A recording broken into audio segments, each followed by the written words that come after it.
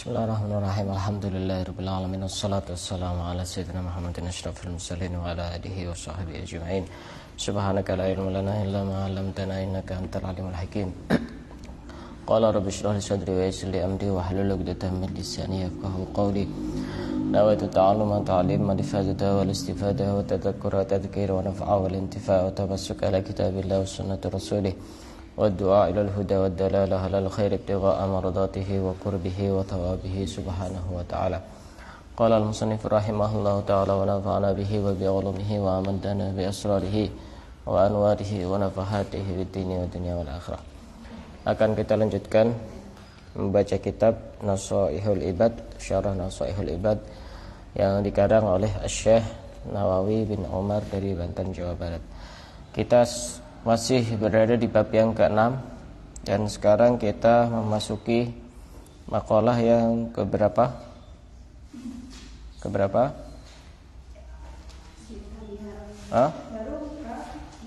Yang ke-16. Dan setelah itu ada makalah yang ke-17, itu makalah yang terakhir, kemudian langsung masuk bab yang ke-7. Makalah yang ke-16. Qala Yahya bin Mu'ad, berkata siapa Yahya bin Mu'ad Ar-Razi rahimahullah, min a'dhamil ightirari indi, termasuk tertipu yang paling besar menurutku, kata Yahya bin Mu'ad Ar-Razi. Ini contoh-contoh orang yang tertipu. Jangan-jangan orang itu merasa tidak tertipu padahal dia tertipu. Menurut Yahya bin Mu'ad Ar-Razi ada 6 orang yang tertipu. Pertama, at-tamadi fi dzunubi ala roja'il afwi, orang yang terus menerus melakukan dosa dengan harapan dia diampuni oleh Allah, min ghairi nadamatin, tanpa adanya penyesalan, tanpa adanya taubat. Itu contoh orang yang tertipu. Misal contoh begini, kenapa kamu kok tiap hari melakukan dosa? Allah itu kan maha mengampuni. Apa kamu tidak takut masuk neraka? Ya sekali-kali kan ngerasakan, nyoba kan tidak apa-apa. Itu namanya orang tertipu seperti itu. Bukan itu ada perkataan yang benar tapi disalahgunakan. Memang Allah itu maha pengampun, memang betul, tapi tidak bisa dijadikan alasan orang untuk melakukan dosa. Pengampunan Allah itu sangat pas ketika dikaitkan dengan kasus, misalkan ada orang datang kepada orang soleh, wahai Syekh, saya ini sudah terlalu banyak dosa apa saja sudah pernah saya lakukan, apa mungkin saya ini ketika bertaubat, apa mungkin diterima oleh Allah? Baru kita kasih pemahaman seperti itu, bahwa Allah itu maha pengampun. Tapi itu tidak bisa dijadikan alasan membenarkan orang untuk melakukan dosa. Allah itu kan maha pengampun, berarti saya tiap hari mau melakukan dosa saja, nanti saya akan bertaubat, begitu. Maka seperti itu tidak bisa dibenarkan. Justru seperti itu adalah contoh-contoh orang yang tertipu. Pertama, karena orang itu tidak akan tahu dia nanti bisa bertaubat atau tidak. Jangan-jangan nanti tambah terus-menerusan, ini tambah ketagihan melakukan dosa sampai dia tidak bertaubat. Ataupun kalau nanti dia mau bertaubat, bisa jadi sebelum dia bertaubat dia sudah mati, sudah meninggal. Maka itu menjadi hal yang tidak bagus. Itu contoh orang yang tertipu adalah orang yang terus-menerus melakukan dosa dengan harapan dia diampuni oleh Allah tanpa adanya penyesalan, tanpa adanya taubat, gitu. Tanpa adanya penyesalan, tanpa adanya taubat.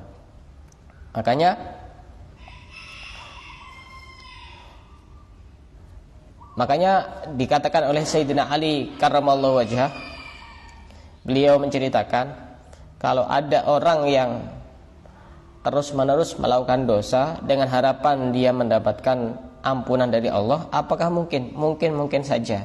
Bisa jadi dia nanti diampuni oleh Allah, karena Allah itu memang maha pengampun. Tapi Sayyidina Ali memberikan satu pernyataan yang menurut kita itu sangat bagus sekali. Alaisa yafutuka thawabul muhsinin. Walaupun misalkan nanti dia diampuni oleh Allah, bukankah dia kehilangan pahalanya orang-orang yang berbuat baik? Kan ya? Kehilangan.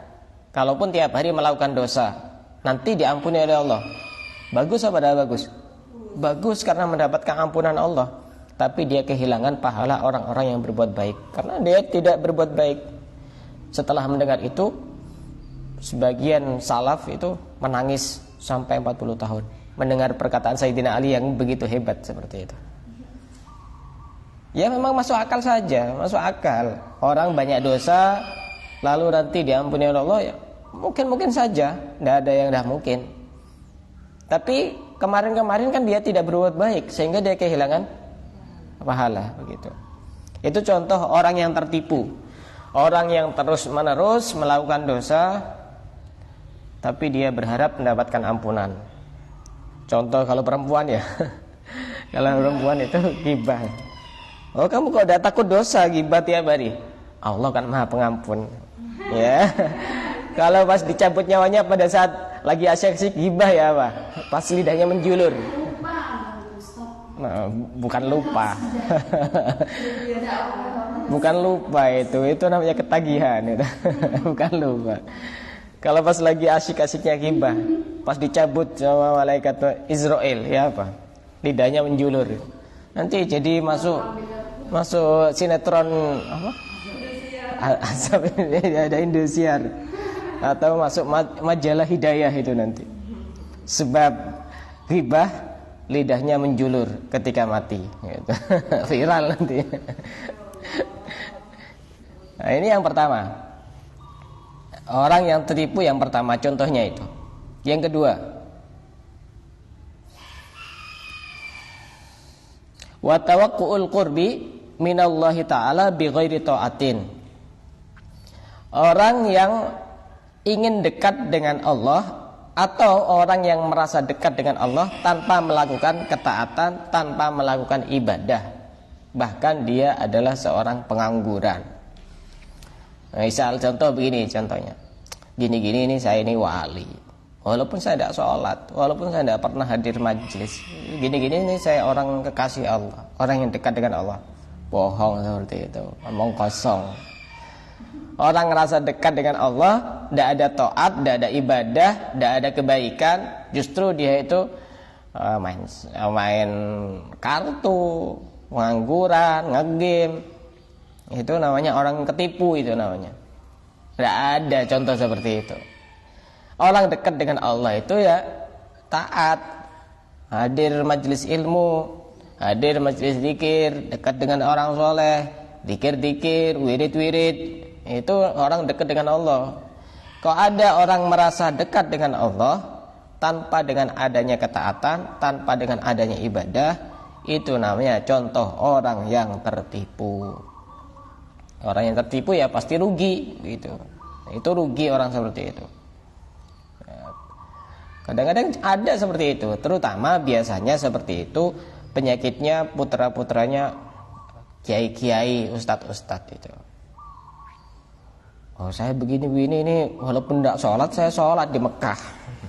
Mekah yang mana? Sholat di Bentar iya mungkin, Probolinggo. Tidak bisa, orang merasa dekat tanpa taat itu tidak bisa, susah. Susah orang merasa dekat tanpa adanya taat, susah. Gini-gini saya ini teman akrabnya Habib Fulan, Syekh Fulan. Nah, saya itu punya hubungan dekat. Kamu kan walaupun ustadz tidak seperti itu. Siapa juga yang mau berhubungan dekat dengan orang seperti kamu yang cuma pengangguran? Susah. Orang merasa dekat tanpa taat itu susah. Itu contoh orang yang tertipu. Dia merasa bahwa dia itu adalah orang yang dekat dengan Allah. Ya, yang kamu kan tidak tahu hati saya. Hati saya itu udah ada iri, tidak ada dengki. Tapi tidak sholat. Ya bukan itu, bukan. Orang itu kalau hatinya bersih ya tetap sholat, tetap cari ilmu, tetap baca zikir, baca wirid, dekat dengan orang soleh. Jadi dohirnya itu tetap melakukan hal-hal yang bagus. Jangan cuma Orang itu yang penting hatinya. Ini perkataan benar tapi ngawur ini. Benar-benar ngawur namanya. Yang penting hatinya itu ada tempatnya masing-masing. Bukan asal comot saja kata-kata seperti itu. Nah, ini contoh orang yang kedua yang tertipu. Yang ketiga, wantidoru zar'il jannati bibadrin nari. Orang yang menunggu panen tanaman surga tapi menanam benih neraka. Contoh yang paling gampang begini. Orang itu kalau pengen panen padi, yang ditanam benih apa? Padi. Mungkin apa enggak? Orang menanam benih padi kemudian panen jagung. Mungkin. Nah, mungkin kan? Atau sebaliknya, orang menanam benih jagung berharap pengen panen padi. Tidak mungkin. Atau tiba-tiba orang pengen panen emas, tapi yang ditanam adalah benih-benih padi. Mungkin apa enggak? Mustahil itu. Mustahil secara akal. Walaupun bagi Allah mungkin saja. Secara akal mungkin saja. Secara akal tidak mungkin. Tapi semua itu akan menjadi hal yang tidak masuk akal seperti itu. Karena apa? Karena ya secara akal memang tidak bisa gitu. Maka orang yang berharap panen tanaman-tanaman surga tapi dengan menanam benih-benih neraka, apa benih-benih neraka itu? Dengan maksiat, maka ya itu termasuk contoh orang yang tertipu. Ya, contoh kayak tadi itu. Misalkan ada orang cerita begini. Kamu kan tahu sendiri ceritanya ada orang yang membunuh 99 orang itu. Kemudian akhirnya dia bertaubat sampai membunuh 100 orang. Akhirnya dia kan masuk surga. Begitu. Akhirnya dia tiru seperti itu. Dia tiru, kemudian dia berharap untuk masuk surga. Tapi tiap harinya maksiat terus, dosa terus. Itu contoh yang perbandingannya kecil. Allah itu lebih banyak memasukkan surga bagi orang-orang yang melakukan ketaatan. Itu hanya contoh-contoh kecil saja. Tapi memang rahmatnya Allah itu sangat luas. Rahmatnya Allah sangat luas. Dan kita jangan sampai tertipu seperti itu. Itu contoh yang ketiga. Contoh yang keempat, wa talabu daril muti'in bil ma'asi.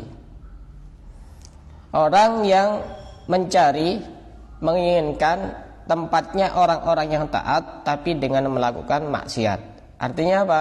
Artinya dia pengen masuk surga tapi caranya dengan melakukan dosa. Itu contoh orang yang tertipu. Contoh orang yang tertipu. Ya contohnya banyak. Pacaran misalkan tiap hari, nanti kan rahmat Allah itu luas, nanti kalau saya masuk surga kan mungkin saja. Ya mungkin saja. Tapi kamu itu tertipu dan kehilangan pahalanya orang-orang yang berbuat baik. Termasuk contoh-contoh orang yang tertipu seperti itu. Yang kelima, wantidharul jazai bighairi amalin. Orang yang menunggu balasan dari Allah tanpa melakukan amal soleh. Tanpa melakukan amal soleh. Mungkin apa tidak mungkin? Ibaratnya begini. Ada orang pengen mendapatkan gaji tapi dia tidak kerja. Mungkin apa tidak mungkin? Ya mungkin saja, tapi kemungkinannya itu kecil. Dia memang tidak kerja, tiba-tiba bosnya itu berbaik hati, kasih uang 1 bulan 1 juta misalkan. Ya mungkin saja, tapi kemungkinannya itu kecil. Ya sama seperti itu. Orang pengen mendapatkan pahala tapi tanpa beramal. Maka itu termasuk contoh orang yang tertipu. Sehingga ada seorang ulama bernama Abu Ali Ar-Rawdhabari. Beliau itu mengatakan, ada sebagian orang itu yang tidak melakukan kewajiban-kewajiban kepada Allah, tapi dia menyangka sudah sampai.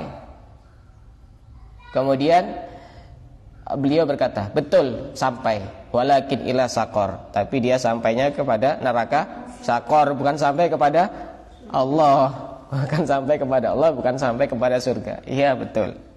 Itu kalau dalam bahasa tasawuf itu wusul ila Allah, sampai kepada Allah. Ini tidak sholat tapi dia sudah wusul, sudah sampai.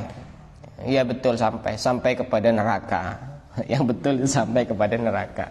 Kata Syekh Ali Ar-Raudhabari. Bahkan sebagai contoh yang paling kuat itu adalah Rasulullah. Rasulullah itu orang yang diampuni dosa-dosanya yang terdahulu, tapi beliau ketika sholat malam sampai kakinya bengkak. Itu padahal orang paling mulia. Jadi kewajiban pun tidak akan gugur. Apalagi kita orang yang tidak mulia, masa kemudian tidak wajib sholat, tidak wajib puasa. Dan itu ada aliran-aliran seperti itu di sekitar kita itu. Aliran apa? Yang penting eling, yang penting ingat. Ya, ada itu. Orang tidak sholat, ditanya kenapa kau tidak sholat? Orang itu yang penting ingat kepada Allah, hatinya ingat kepada Allah. Berarti kan intinya sholat itu kan ingat kepada Allah. Kalau sudah ingat kepada Allah tidak perlu untuk sholat.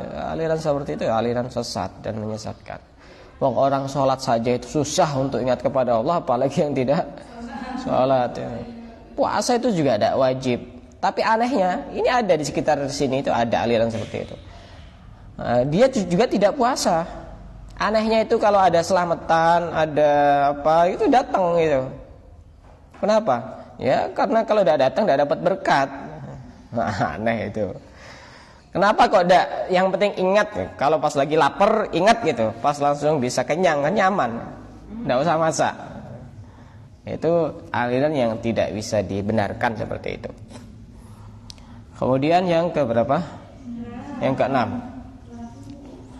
Wattamanni 'ala Allah azza wa jalla ma'al ifrati. Berharap banyak dari Allah tapi dia sendiri melewati batas. Berharap banyak kepada Allah, ya nanti saya itu pengen dikasih rezeki yang banyak, pengen masuk surga tanpa hisab, pengen mendapatkan istana, tapi dia ma'al ifrat. Dia itu melewati batas.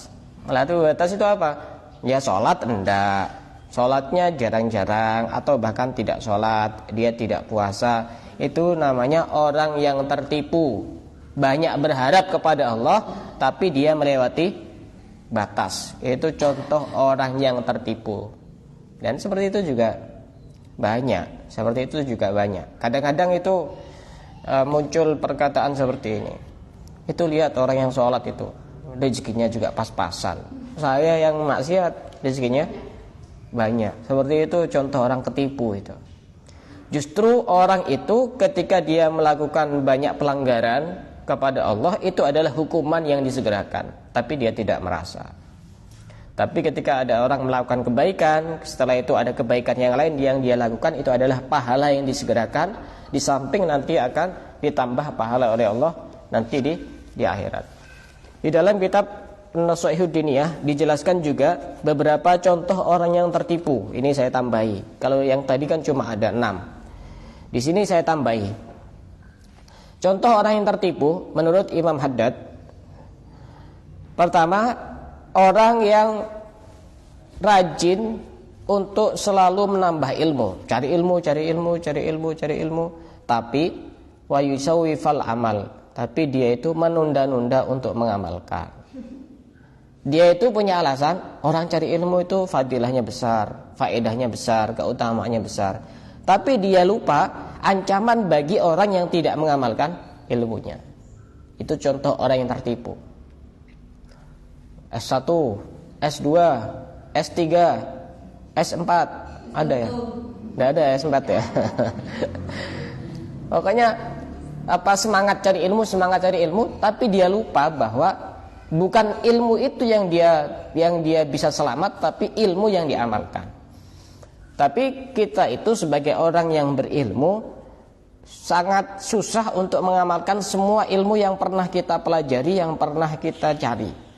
Minimal dari ilmu yang kita pelajari itu ada 1/3 yang sudah kita amalkan, insya Allah sudah selamat. Itu zakatnya ilmu itu 1/3. Ya kalau misalkan dari kecil sampai sekarang, sampai usia misalkan 30-an, sudah berapa kitab yang dia makan, sudah berapa ilmu yang diserap. Tapi untuk mengamalkan 100% itu ya susah. Makanya minimal sepertiga. Sepertiga itu kecil ya. Ya. Kecil ya, kecil dibanding separuh. Nah, maka itu minimal seperti itu. Maka jangan sampai orang tertipu. Maka kadang saya itu ketika ada orang minta saran, saya mau lanjut S2, saya mau lanjut begini. Saya lihat orangnya. Kalau orangnya itu sholatnya masih belum benar, cari ilmunya sholat dulu, yang benar. Nanti baru lanjut. Ya iya, itu intinya ilmu yang penting itu. Yang wajib itu. Contoh orang yang tertipu yang kedua versi Imam Haddad di dalam kitab An-Nashihud Diniyah, ayuksiru salata wa siyam wa af'alal khairi summa ya'jabu bi nafsihi wa yanduru ila haulihi wa quwwatihi. Ada orang yang memperbanyak ibadah seperti sholat, puasa, sedekah, zikir, baca Quran, baca sholawat, tapi di sisi yang lain dia itu merasa bahwa itu adalah kekuatannya sendiri. Dia tidak merasa bahwa itu adalah murni pertolongan dan taufik dari Allah. Biasanya orang seperti itu gampang riya kalau seperti itu. Kita bisa seperti ini, kalian bisa datang ke sini ini bukan karena sudah disetting waktunya, sudah dialarm, tapi murni karena dikasih pertolongan sama Allah, dikasih taufik sama Allah. Coba yang bisa menggerakkan kakinya datang ke sini siapa? Kalau bukan Allah? Allah. Yang bisa menggerakkan tangannya untuk bisa ngambil buku, pulpen, untuk bisa langsung ke sini siapa? Allah. Karena ini efeknya berbahaya kalau merasa, oh saya bisa sholat, oh saya tadi bisa hadir, dinisbatkan kepada kekuatannya sendiri. Itu nanti biasanya orang itu ngerasa lebih baik daripada orang lain. Yang kedua, biasanya orang itu gampang riya.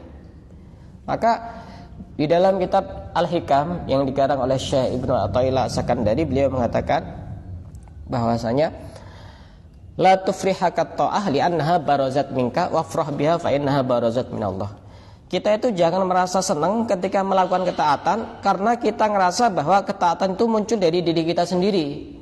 Tapi senang itu boleh ketika kita ngerasa bahwa ketaatan itu adalah murni anugerah dari Allah. Namanya Allah itu menitipkan kekuatan kepada kita. Coba kalau seandainya tidak dikasih sehat, bisa enggak? Enggak bisa. Enggak dikasih sempat, bisa enggak? Enggak bisa. Enggak bisa. Itu contoh orang tertipu. Makanya kita jangan sampai, oh saya tertipu, sudah disetting dengan sebegitu hebatnya, alarm jam sekian, nanti jam sekian, nanti aktivitasnya harus selesai jam sekian. Jadi dinisbatkan kepada dirinya sendiri. Manusia semuanya itu dikasih sama Allah. Dia bisa mikir, dikasih sama Allah. Dia bisa memanage waktu, itu juga dikasih sama Allah. Ketika dia menisbatkan kebaikan kepada dirinya sendiri, maka itu yang terjadi, dia menjadi orang yang tertipu. Akibatnya dia akan merasa ujub lebih baik daripada orang lain. Dia juga bisa merasa riya. Dan itu semuanya bisa menghancurkan pahala-pahala yang dia lakukan dari ibadah atau dari kebaikan. Itu contoh orang yang tertipu. Dia ngerasa bahwa dirinya ikhlas, padahal dia itu adalah orang yang jauh dari Allah. Contoh yang lain adalah orang yang bermaksiat kepada Allah, tapi tidak seperti yang contoh yang barusan. Ini memang benar-benar dia terjatuh kepada kemaksiatan. Namanya manusia ya biasa seperti itu. Kemudian dia bertaubat dan dia beristighfar, tapi dia tidak tahu syarat-syaratnya taubat. Dia menyangka bahwa dirinya sudah diterima taubatnya oleh Allah, padahal masih belum diterima oleh Allah. Ini penting, orang bertaubat tuh harus tahu syaratnya. Taubat yang berhubungan dengan dosa kepada Allah itu syaratnya 3. Apa 3? Pertama an-nadam, menyesal. Kedua al-iqla, sudah berhenti dari dosa yang dia lakukan. Yang ketiga al-azmu, punya keinginan yang sangat kuat untuk tidak mengulanginya lagi. Jadi istighfar itu bukan cuma taubat itu bukan cuma istighfar. Orang istighfar tapi dia masih tetap mengulangi, itu bukan taubat. Makanya taubat itu juga penting, harus tahu syarat-syaratnya. Kalau taubat yang berhubungan dengan dosa kepada sesama manusia ditambah satu syarat, al-baro'ah. Baro'ah itu terbebas dari hak anak Adam. Misalkan dosa yang berhubungan dengan sesama manusia, nyakiti, menghina, membuli, mukul, ngambil hartanya orang. Nah, itu cara taubatnya 3 syarat sama seperti tadi, yang ditambah dengan satu syarat, harus terbebas dari hak anak Adam. Kalau dia pernah menyakiti, minta maaf. Kalau urusan dengan harta, kembalikan. Kalau hutang, bayar. Nah, kalau ngambil, dikembalikan. Kecuali orangnya minta diikhlaskan, dan kita berbaik hati untuk mengikhlaskan, ya tidak apa-apa gitu. Itu harus seperti itu. Tidak bisa. Makanya dosa yang berhubungan dengan sesama manusia itu jauh lebih berat, karena urusannya dengan manusia. Cuma kalau kita misalkan pernah hanya menyakiti orang, yang penting kita sudah minta maaf, itu sudah beres. Tidak usah mikir apakah dia memaafkan atau tidak. Itu tidak jadi masalah. Insya Allah nanti akan dimaafkan sama Allah. Itu sudah ada ceritanya itu. Insya Allah nanti akan dimaafkan oleh Allah. Yang berikutnya, contoh orang yang tertipu adalah orang yang melakukan maksiat, tapi dia beralasan bahwa itu adalah takdir dari Allah. Ini justru bahaya. Kenapa kamu kok judi? Itu kan takdir. Ya takdir. Kamu ditangkap polisi juga takdir itu. Kenapa kamu kok bunuh? Ini kan takdir.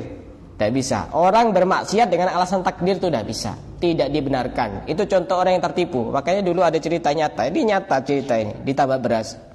Dulu itu ada santri, malam-malam, tengah malam itu ngelihat ada pohon mangga di depan dalamnya kiai. Pohon mangganya sudah tua-tua.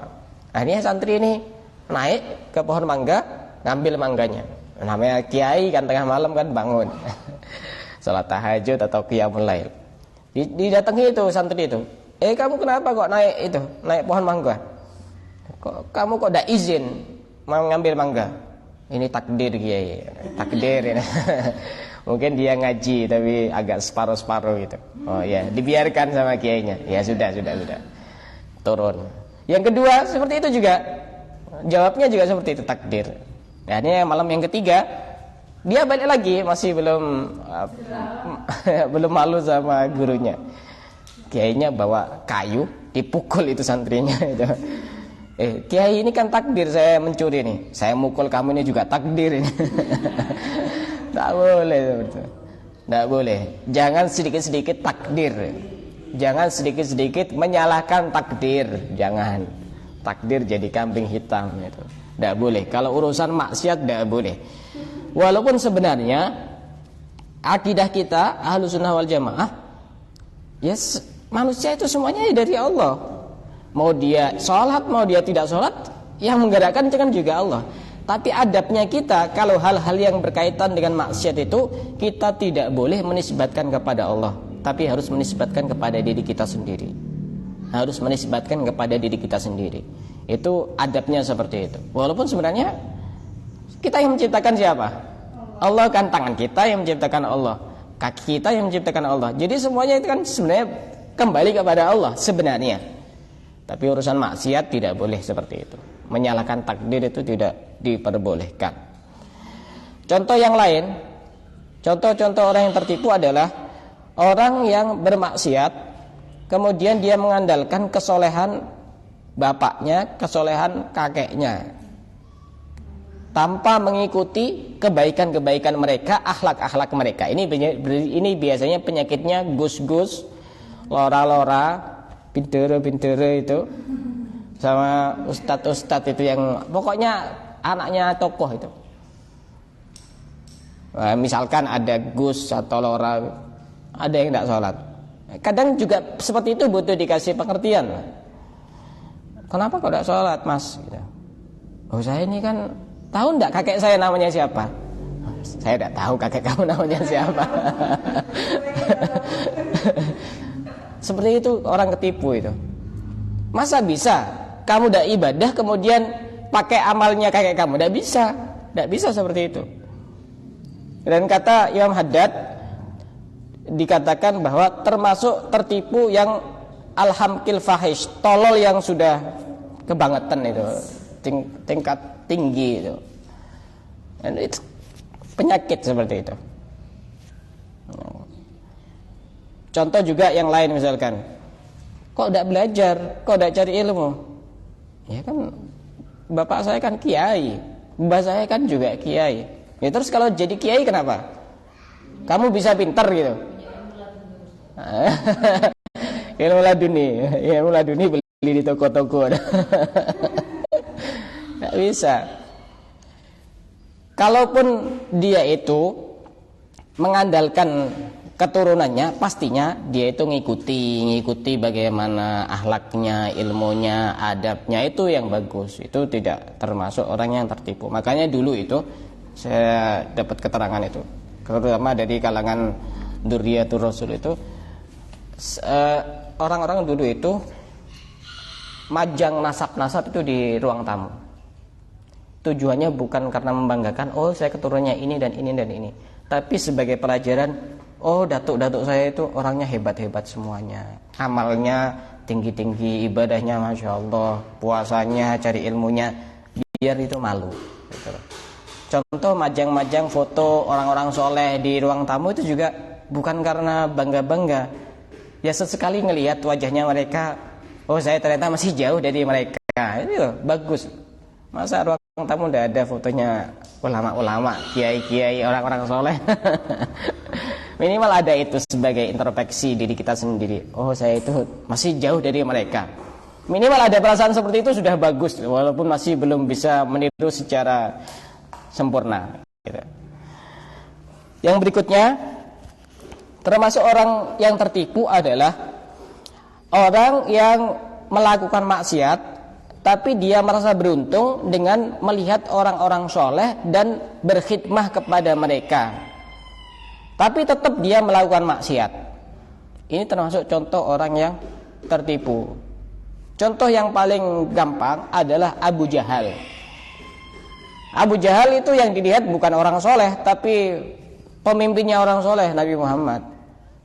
Tapi karena dia tetap tidak beriman, apakah dia beruntung? Tidak beruntung.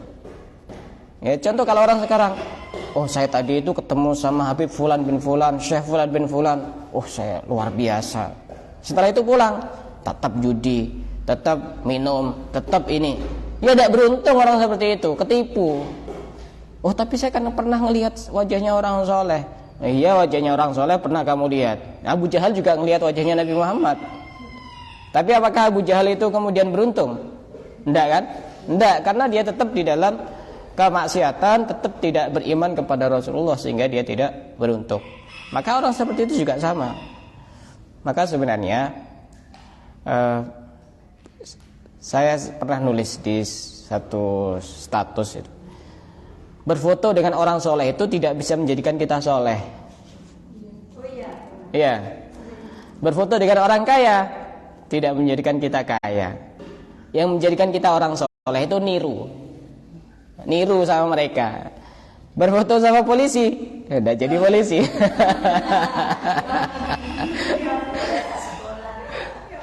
Iya, kalau tidak ngikuti jejaknya lewat pendidikan atau apa, tidak kira jadi polisi. Maka ya bagus-bagus saja. Tapi jangan sampai kita punya keyakinan, oh saya sudah bagus karena sudah foto sama orang soleh. Tapi dia tidak paham orang soleh itu punya kebiasaan apa yang dia istiqomahkan. Itu yang penting, bukan urusan fotonya. Dan juga foto tidak dilarang, tapi yang dilarang itu, kalau pesan saya itu, kalau foto sama orang soleh jangan sekali-kali foto selfie, itu tidak sopan. Foto sama orang soleh jangan sekali-kali foto selfie. Kalau foto biasa itu masih mending. Yang kedua, jangan sampai memfoto orang soleh dalam keadaan lagi makan, itu tidak sopan. Atau kadang beliau lagi makan, pas tiba-tiba deket-deket, fotokan, tidak sopan seperti itu. Mengganggu, tidak sopan. Beliau ini juga gimana, pasti berhenti makan, terus tangannya juga kotor, itu tidak sopan. Apalagi misalkan Habib selfie, tidak sopan seperti itu. Tidak sopan. Lebih bagusnya foto-foto biasa itu masih mending. Dan minta izin dulu, jangan asal jepret aja. Khawatirnya beliau tidak mau. Contoh Habib yang tidak bisa difoto itu Habib Abu Bakar Segaf Gresik. Itu dulu tidak bisa difoto itu. Tapi karena satu hal, beliau itu mau difoto karena biar bisa dikenang sama anak-anaknya itu. Termasuk juga Habib Muhammad bin Idrus Al-Habsyi dari Surabaya. Itu beliau dulu tidak mau difoto itu. Tidak mau difoto. Tapi karena beliau dengar kabar dari gurunya Habib Ali, ini Habib Muhammad bin Idrus ini muridnya Habib Ali Habsyi, pengarang Simtud Durar. Karena beliau dengar kabar dari gurunya Habib Ali, kalau seandainya ada kamera masuk ke Hadramaut, saya mau difoto. Sehingga Habib Muhammad bin Idrus ini langsung cepat-cepat bilang ke anaknya, saya foto. Baru setelah itu bisa difoto. Sebelumnya tidak bisa difoto. Memang sebagian ulama-ulama kita ada yang seperti itu, ada yang tidak bisa difoto. Ya karena saking ininya ya, saking tidak maunya terkenal, saking bersih hatinya. Kalau kita kan sekali-kali foto, dikit-dikit foto itu. Saking tidak mau dikenal orang itu loh. Tapi ya itu ada hikmahnya. Kalau seandainya Habib Abu Bakar tidak ada fotonya, kita kan juga tidak tahu yang mana yang Habib Abu Bakar itu. Jadi itu ada hikmahnya. Foto itu ada hikmahnya. Minimal lah foto dengan orang soleh itu. Kalau kita lagi buka galeri, ya Allah, saya pernah sama mereka, tapi kok saya tetap aja seperti ini ya, malu gitu loh. Bukan kemudian di story, alhamdulillah saya bertemu dengan ini dan itu. Salatnya ya tetap aja, cari ilmunya tidak mau cari ilmu. Itu contoh orang tertipu. Dan insyaallah nanti akan kita lanjutkan makalah yang ke-17, masih di bab yang ke-6 di dalam kitab Syarah Nasaihul Ibad. Ada yang mau ditanyakan? Silakan.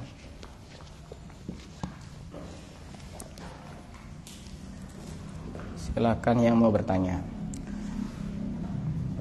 Untuk sementara di sini karena di ruangan sebelah masih dicat, masih kotor. Nanti kalau sudah normal kita balik lagi ke sana. Silakan kalau ada yang mau bertanya.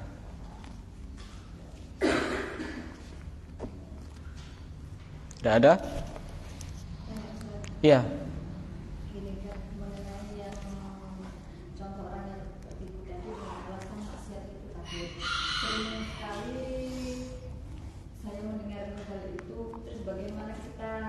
Menjelaskan agar tidak seperti itu terus gitu Ustaz.